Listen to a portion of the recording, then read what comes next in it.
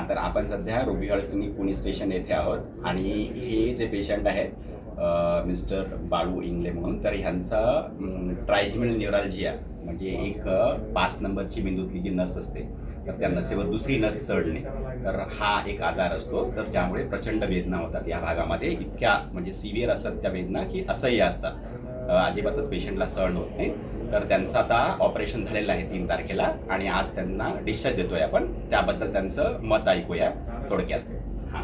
मी 2016 सालापासून हे दाताचं दुखणं म्हणून उत्पन्न झालेले ते इजा जे आहे, त्यांनी आधी डेंटिस्टकडे गेलो. त्यांनी त्या बऱ्याच गोळ्यांनी कव्हर करण्याचा प्रयत्न केला, पण ते तसं नसल्यामुळे मी मध्ये एका डॉक्टरच्या सजेशननुसार इथे वेदना निवारक केंद्रात गेलो. तिथे ब्लॉक करून घेतली नस.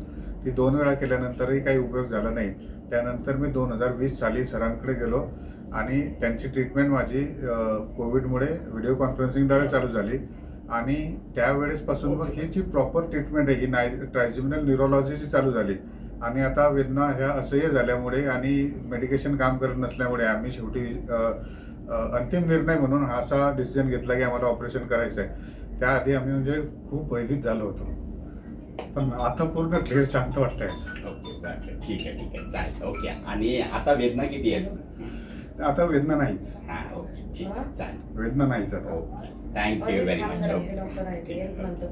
ठीक आहे, चालेल. तर आता रिलॅक्स राहता.